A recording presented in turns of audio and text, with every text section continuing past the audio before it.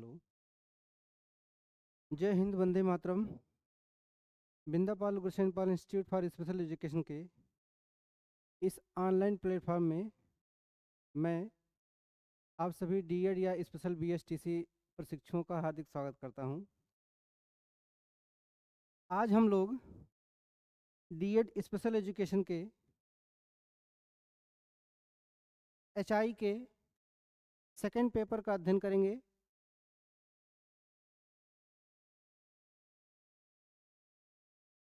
Second paper में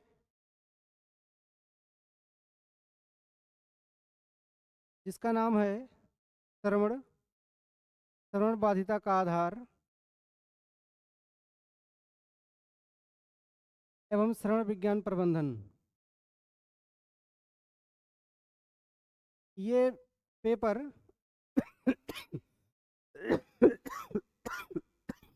माफ कीजिएगा 5 बिंदुओं पर आधारित है। इन 5 बिंदुओं में आज हम पहले बिंदु पर चर्चा करेंगे।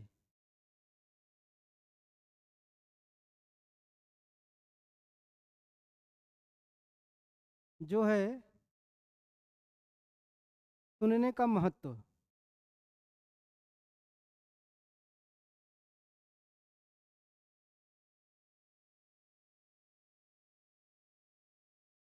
सुनने का महत्व।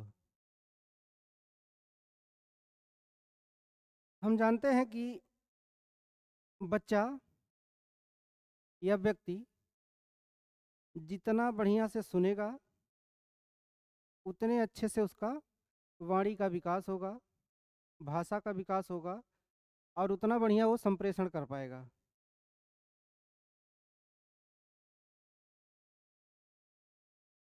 हम जानते हैं कि वाणी के विकास के लिए सुनने की प्रक्रिया सबसे अच्छी होनी चाहिए। अगर मान लीजिए जिस बच्चे का कान या बोलचाल की भाषा में हम कहें तो कंठ, ताल इत्यादि चीज़ें अगर सही काम कर रही हैं तब तो वो सुनेगा और बढ़िया से बोलेगा। अक्सर आप लोग देखे होंगे जो बच्चा सुन नहीं पाता है वो बोल भी नहीं पाता है। ये प्रकृति की देन है कि जो बच्चा सुन नहीं पाता वो बोल भी नहीं पाता है। कारण ये है कि अगर बच्चा सुनता तो उसके भाषा का विकास होता, लेकिन ना बोल पाने की अवस्था में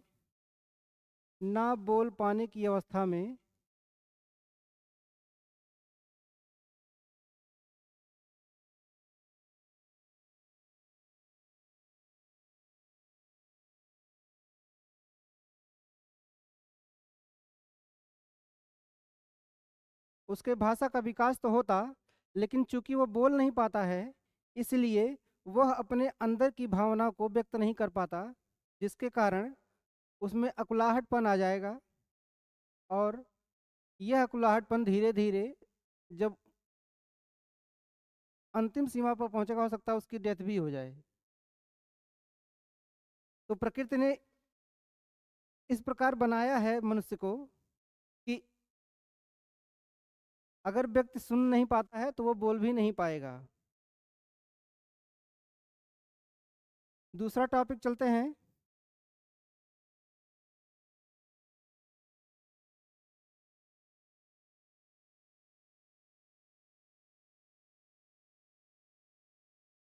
वाणी के विकास हेतु सुनने का महत्व। अगर बच्चा सुनता है तो उसके भाषा और वाणी का विकास होता है। वह धीरे धीरे कठिन से कठिन शब्दों को भी सीख जाता है और फिर उसको बोलने का प्रयत्न करता है। अगला टॉपिक है संप्रेषण हेतु सुनने का महत्व। जैसा आप लोग अभी जान गए कि अगर बच्चा सुनेगा तभी वह दूसरे व्यक्ति से संप्रेषण कर पाएगा।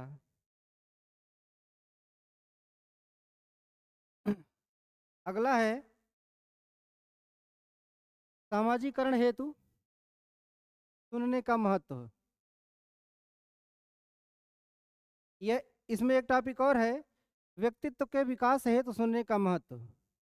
हम जानते हैं कि एक व्यक्ति के व्यक्तित्व का निर्माण तभी संभव है जब वह अपने आसपास के व्यक्तियों का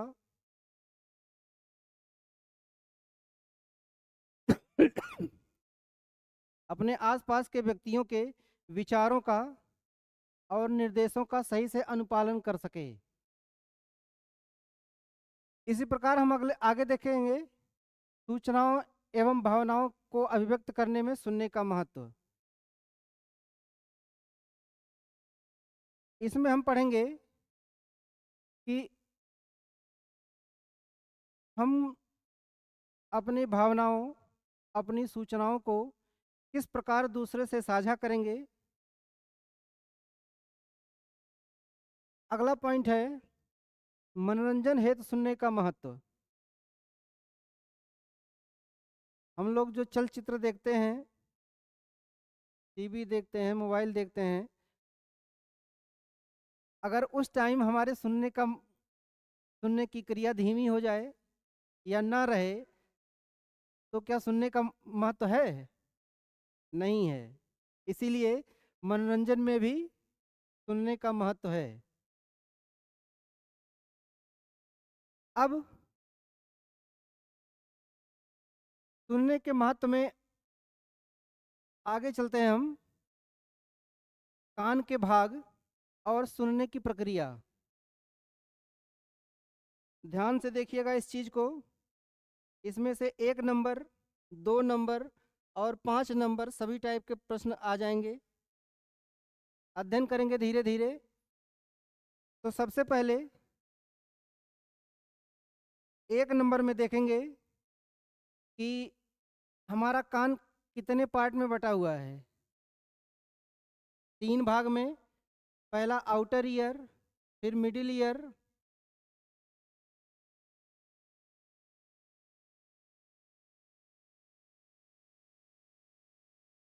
पहला है आउटर ईयर, फिर मिडिल ईयर और फिर इनर ईयर। क्लियर? 3 पार्ट हो गया। अब 3 पार्ट में आज हम प्रयास करेंगे पूरा पढ़ाने का। तो सबसे पहले ये कान का बाहरी हिस्सा जो हमको बाहर से दिखाई पड़ता है, इस पूरे पार्ट को बाह्य कर्ण पल्लव बोला जाता है। बाह्य कर्ण पल्लव बोला जाता है। इसमें भी कई पार्ट हैं। महिलाएं जहाँ कान में पहनती हैं बाली वगैरह, उसको बोलते हैं लोब्यूल। क्या बोलते हैं? लोब्यूल। फिर आगे आएंगे तो कान के अंदर एक छोटी सी उभरी हुई परत है, उसको बोलते हैं कोंचा। क्या बोलते हैं? कोंचा। ठीक है। फिर कान के बाहरी परत के अंदर एक छोटी सी लेयर पाई जाती है, इसको बोलते हैं एंटी हेलिक्स। और ऊपर जो उभरा हुआ भाग है उसको बोलते हैं हेलिक्स। कान के अंदर ये वाला पार्ट जो है, इसके अंदर थोड़ा दबा हुआ पार्ट है, इसको बोलते हैं स्कैफा। ठीक, इतना क्लियर? इसी के साथ में कान के पीछे सर के पास एक हड्डी पाई जाती है जिसको बोलते हैं टेम्पोरल बोन। Temporal bone. ध्यान रखिएगा इस चीज को, आगे स्पीच थेरेपी के टाइम इस पे डिस्कस किया जाएगा। ये हो गया आपका बाह्य कर्ण पल्लव। फिर आगे चलते हैं। ये है आपका ईयर कैनल। यहाँ तक ये है ईयर कैनल। ईयर कैनल का आकार 1 नंबर में एक नंबर में क्वेश्चन पूछ लेता है, कर्ण नलिका का आकार कैसा होता है? कर्ण नलिका का आकार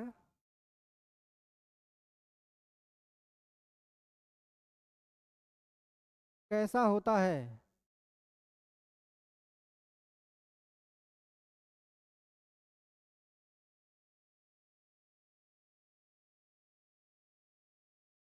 तो आंसर आएगा लगभग एस के आकार का।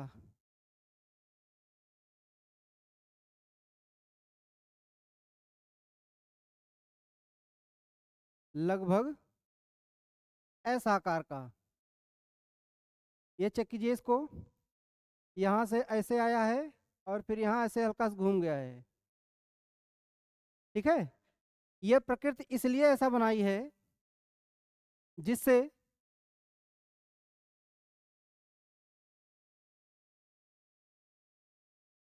जिससे बाहरी धूल कण बाहरी धूल कण ईयर ड्रम तक ठीक से ना पहुंच पाए। ईयर ड्रम क्या है?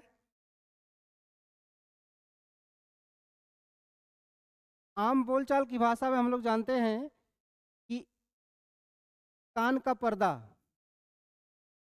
कान के पर्दे को ही ईयर ड्रम या टेम्पेनिक मेम्ब्रेन बोलते हैं।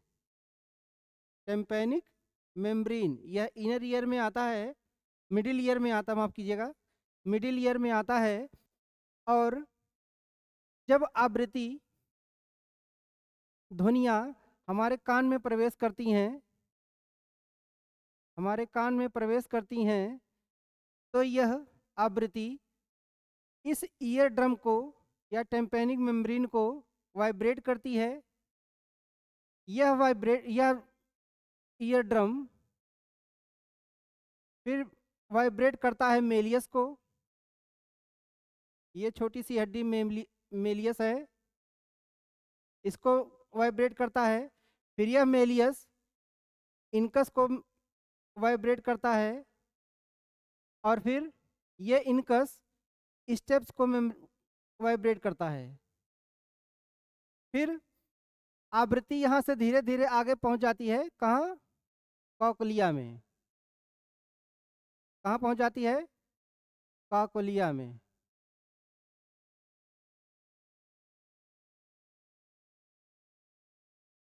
कहाँ पहुँच जाती है? कॉकलिया में। अब एक नंबर का फिर प्रश्न आता है,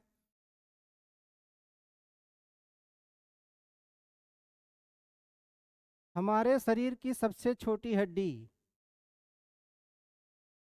हमारे शरीर की सबसे छोटी हड्डी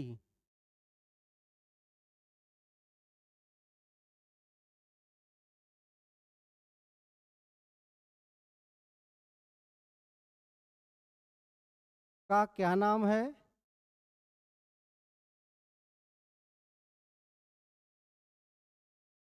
और कहाँ पाई जाती है? और कहाँ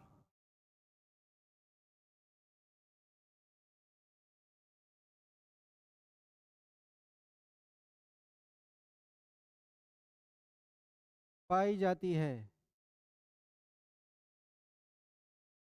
तो इसका आंसर है, सबसे छोटी हड्डी स्टेपीज है, जो कान के काकुलिया और ईयर ड्रम के बीच में स्थित होती है।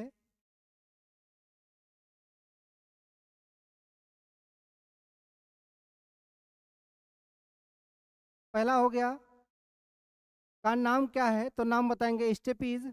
कहाँ पाई जाती है? तो हो गया कान में।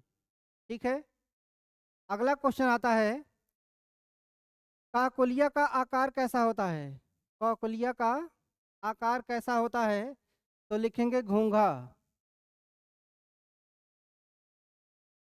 लिखेंगे घोंघा। क्लियर?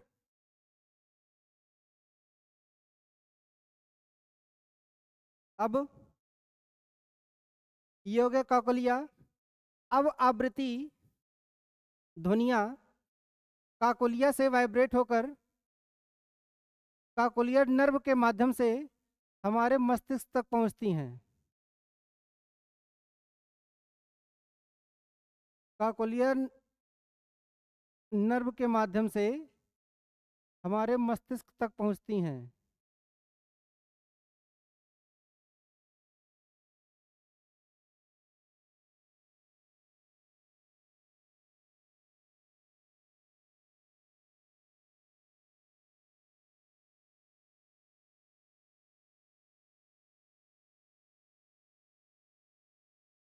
हमारे मस्तिष्क तक पहुंचती हैं।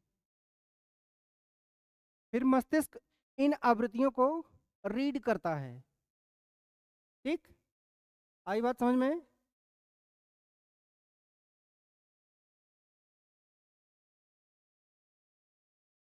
धन्यवाद। बने रहिए हमारे इस ऑनलाइन चैनल के माध्यम से।